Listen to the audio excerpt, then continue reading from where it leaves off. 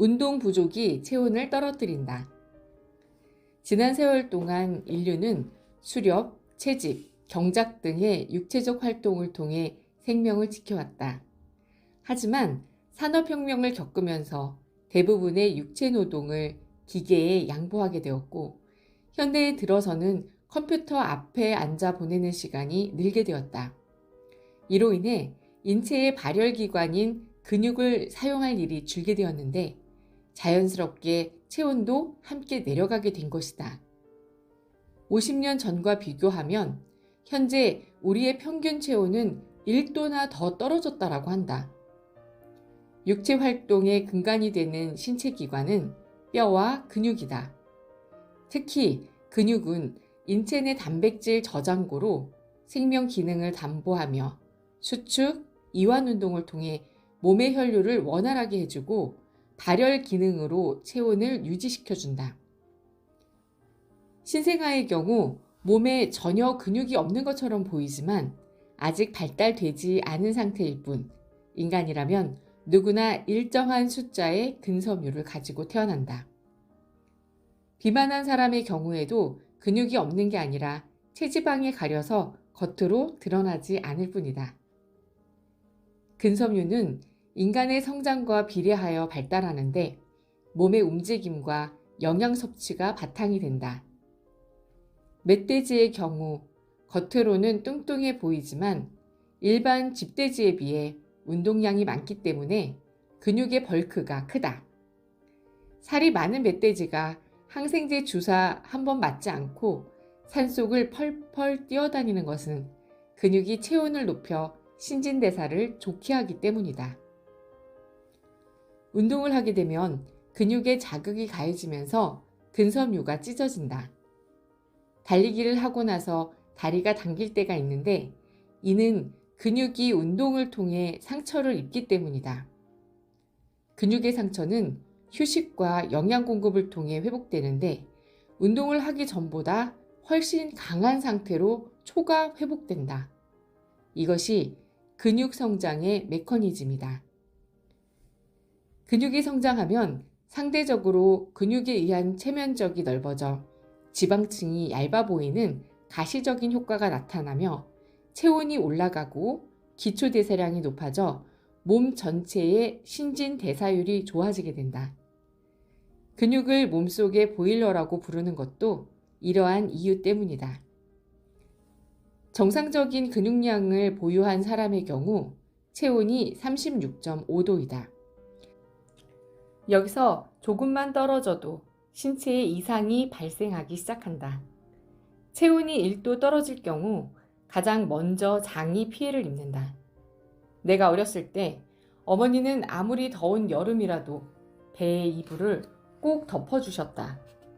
배가 차가우면 가장 먼저 효소의 활성도가 떨어지게 되는데 이는 장내 부패의 원인이 되어 배탈과 설사를 일으키게 된다. 또한 장의 운동 능력을 떨어뜨려 변비를 유발하기도 한다. 소화기 이상은 대사 이상으로 전이되므로 아무리 더운 여름일지라도 체온을 유지해야 건강을 지킬 수 있다. 현대인에게 만성질환이 흔한 이유 중에 하나가 장의 온도를 유지하지 못한 탓이다. 그 외에 피부 민감도가 올라가 아토피, 천식, 비염 등 알러지가 발생하기 시작한다.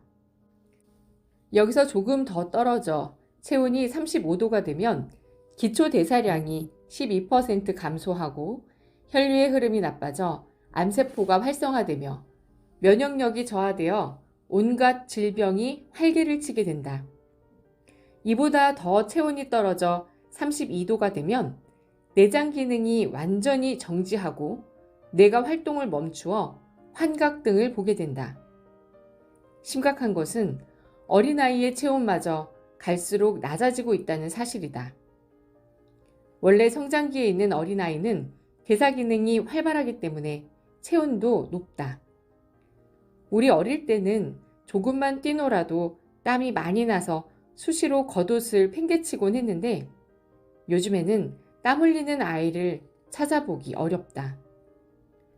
밖에 나가 노는 대신 주로 방에 틀어박혀 인터넷 게임에 묶여 지내기 때문이다. 어린아이는 어른과 달리 면역 체계가 완성되지 않았기 때문에 체온이 떨어질 경우 매우 위험한 상태에 놓인다. 몸이 아플 때 발열이 있는 것은 우리 몸이 효소를 활성화시키기 위해 열을 끌어올리기 때문이다. 효소는 우리 몸의 신진대사와 생명활동을 담당하는 단백질 분자로서 40도에 가까울수록 활발하게 기능한다. 효소는 백혈구 활동을 촉매하는 등 우리 몸이 질병을 이기는 데 있어 매우 중요한 역할을 한다. 무력감, 우울증 등 현대인을 괴롭히는 마음의 질환 대부분이 몸을 움직여 땀을 흘리지 않기 때문에 발생한다. 인간은 한자리에 가만히 서 있는 식물이 아니기 때문에 움직여야만 몸의 활력을 얻을 수 있다.